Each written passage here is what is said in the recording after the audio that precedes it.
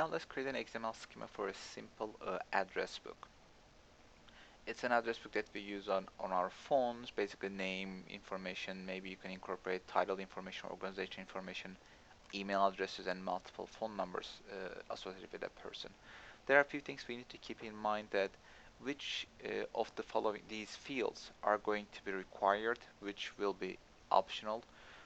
To create an entry in an address book, basically you may want to have the name field, like first name, last name, required, but you may not necessarily have that person's phone number, but you may have their email address or physical address. So additional information for different people may vary, but you may want to have definitely the first name and last name information. So we can say that we like to have first name and last name information are required, but let's say title, organization, email, and phone number information and the physical address are optional. So you need to specify those things.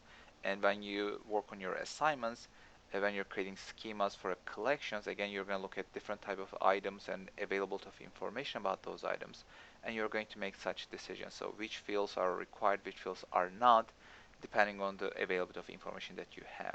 And you need to have a better sense of the collection so that you can make those decisions.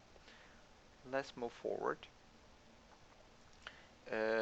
You'll be presented with such a welcome screen when you first use Eclipse. Simply close this tab. You may have additional panels, so you may close them down too. But one thing that you may want to do is you may want to turn your the navigator on. Go to Window, Show View, and Navigator. Basically, this is a kind of like Explorer box or Explorer panel where you can see all the files and directories that you create as you go along with your the software. So to create our schema, first we need to go to File. We need to define a new project, just a general project, and you're going to see all of these different directories. We are going to go General, Category, and Project. Next, and let's call this one Address Book. As you see, everything is being saved in my default location, which is on the workspace area, and finish. So you can see in the navigator, you can see all the files that will be created in this directory. First off, we need to make some changes in default settings for XML documents in Eclipse. Go to Window, Preferences, and here click XML schema files. As you see, default target namespace is basically example.org. You may come back here and change this default namespace URL, or more correctly URI, depending on your project. Now we are doing address book. Let's make up a URI. Let's call it addressbook.org, so that the elements that we create in our schema are going to be associated with this namespace so that they can be considered unique. Apply and OK. Then you're going to go to File. Now we're going to use the wizard. Go to New again. This time you're going to go to Other. And we are going to select XML here. We are going to create an XML schema. Click Next. And basically we're going to give a name. So just rename this and call it Address Book. Extension XTSD stands for XML schema, but we can call it schema in the file name too, and finish. Now let's minimize this bottom area. Now we can see this is the visual view of the schema document that we have just defined, but not create any elements in it. If you go to source view, so you can see basically the namespace here, target namespace address book, so you can see this information. Okay, now let's go back to design view. Every XML document starts with a root element, so first thing we need to do is to define a root element.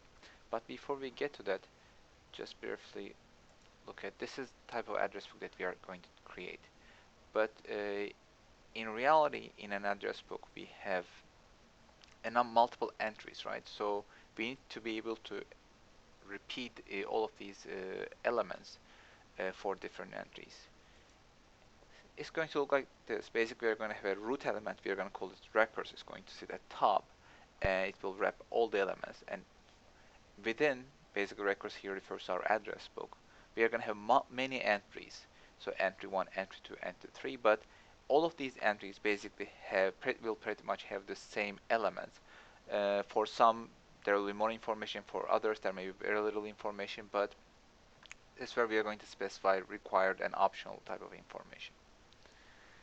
Let's start out with our root element. Under the element area here, do a right click, add element, and let's call it records. I will use lowercase notation, and since records are root element, by default it needs to be a complex type, because only complex type elements can have child elements and have attributes. Simple type elements cannot have neither attributes or have child elements. So do another right click on the element. We need to set the type, new type. Let's call it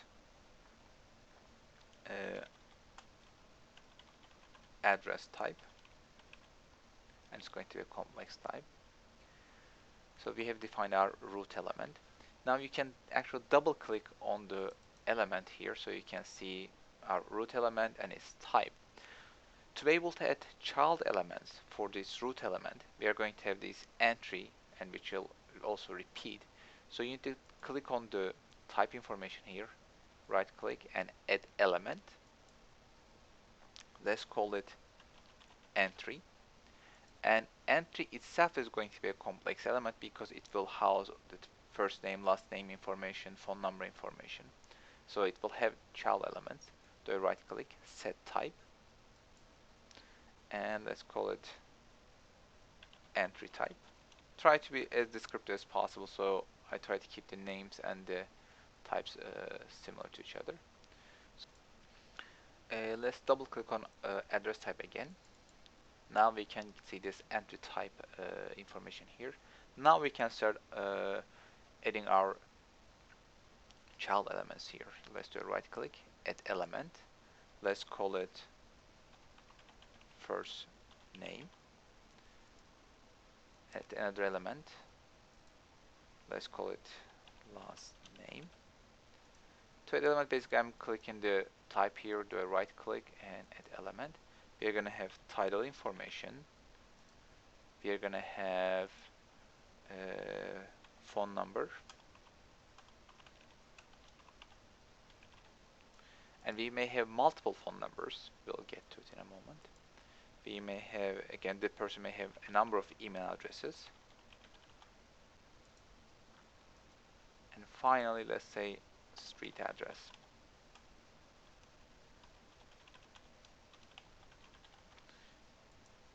And if you want to specify this state separately, we can create those elements, or we can put everything in street address. Let's try to keep it relatively simple at this time. Other thing is we need to specify which elements are actually required, which ones are optional.